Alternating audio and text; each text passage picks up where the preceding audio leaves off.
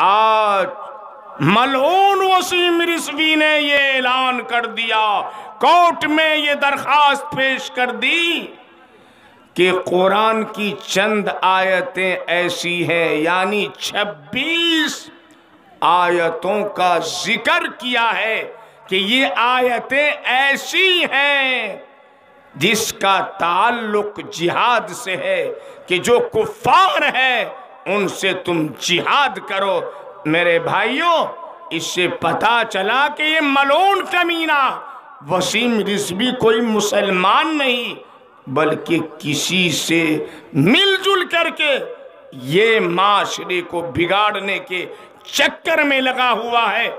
मेरे भाइयों, बहुत लंबी गुफ्तगू है उनके बारे में, मगर अल्लाह का ऐलान है। क्या ऐलान है? नहनु नज़्ज़लना ज़िक्रा व इन्ना लहू लहाफ़िज़ून।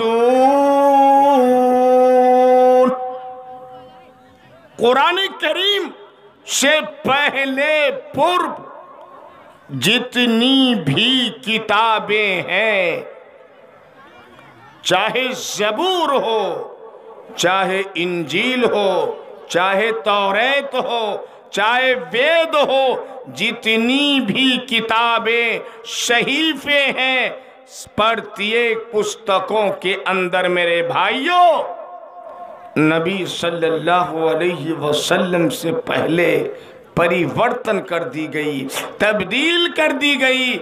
मगर कुरान एक ऐसी किताब है जो खुद ऐलान करता है, नहनो नज़्ज़लना ज़िक्रा व इन्ना लहू लहाफ़िज़ून। अल्लाह पाक फरमाता है, हम ही ने इस किताब को अवतरित किया है, नाजिल किया है, और हम ही इसकी रक्षा करेंगे, हम ही इसकी हिफाजत करेंगे।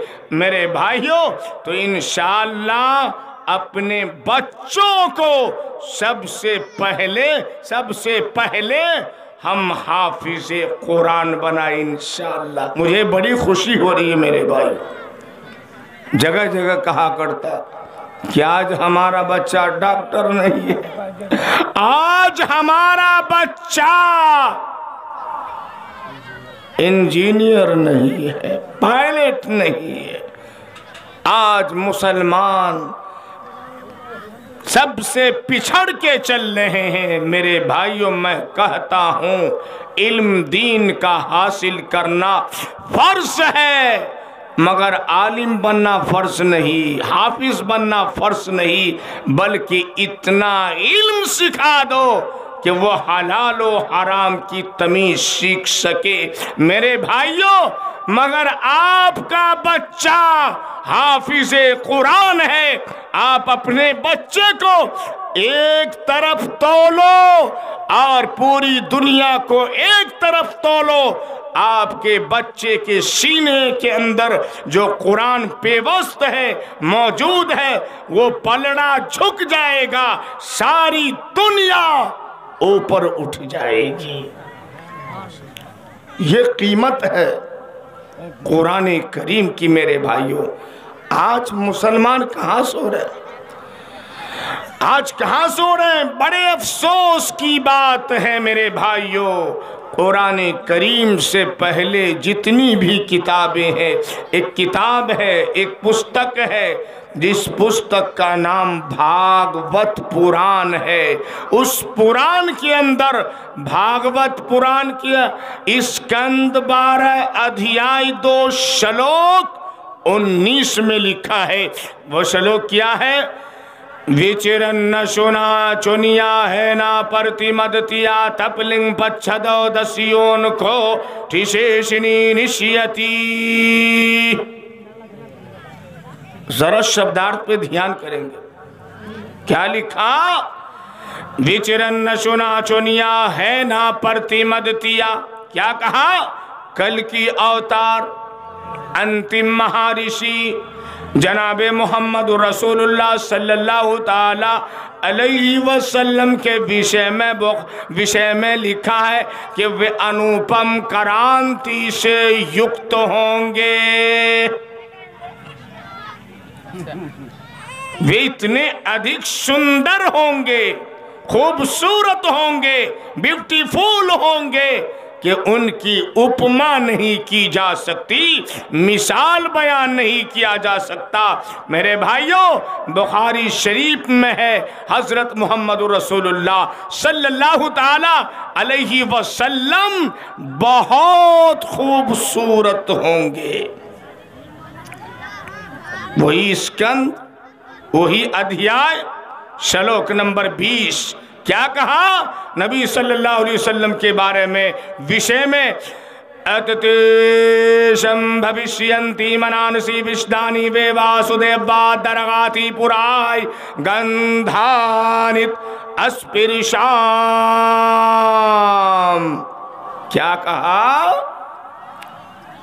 श्रीमद् भागवत पुराण के अनुसार कल्कि के शरीर से, आजा से निकली हुई सुगंध से, खुशबू से लोगों के मन निर्मल हो जाएंगे।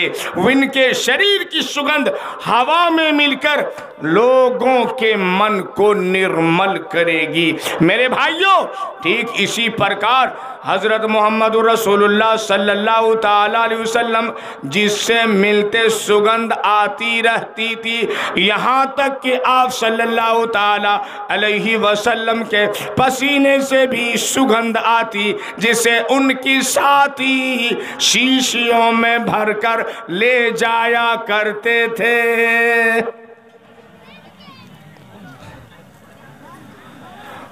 आप जरा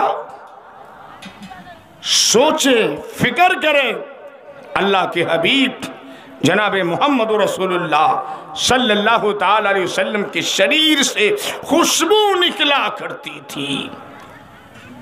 हजरत अब्दुल मुत्तलिब ने अपनी बहू आमना को बड़े प्यार से, प्रेम से अपने पास बुलाया और पूछा कि बेटी आमना, तुम्हें इतनी मशहूर कौन खुशबू कौन लाकर देता है, कौन लाकर देता है?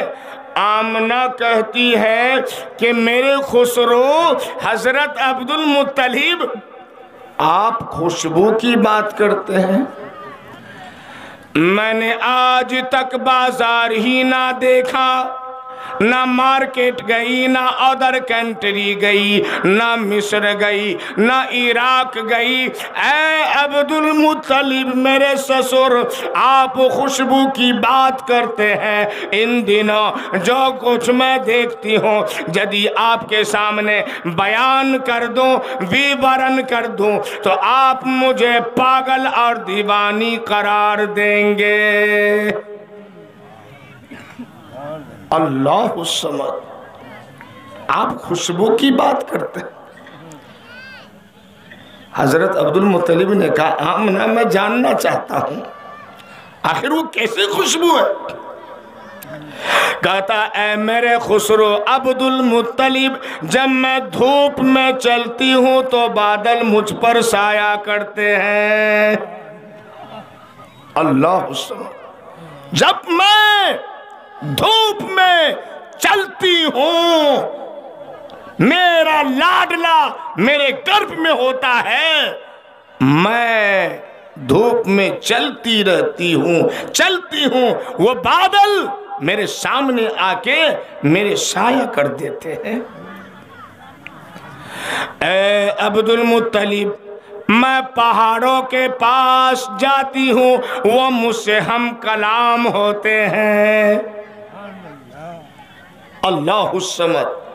ऐ अब्दुल मुत्तलिब, जब मैं दीवारों के पास जाती हूँ वो मुझसे बातें करती हैं। जब मैं दरख्तों के पास से गुजरती हूँ, शाखें झुककर मेरी ताजीम करती है। बैतुल्लाह के करीब जाती हूँ, वो मुझे खुशखबरी सुनाता है। मैं चांद पर नजर डालती हूँ, मैं चंद्रमा पर नजर डालती हूँ, वो आदाब बजा लाता है, ऐ अब्दुल मुत्तलिब, इंतहा ये के जो मेरे सुहाग की निशानी की विलादत के दिन करीब आ रहे, ऐ अब्दुल मुत्तलिब, जहां मैं थूकती हूँ वहां से भी खुशबू की महक आती है।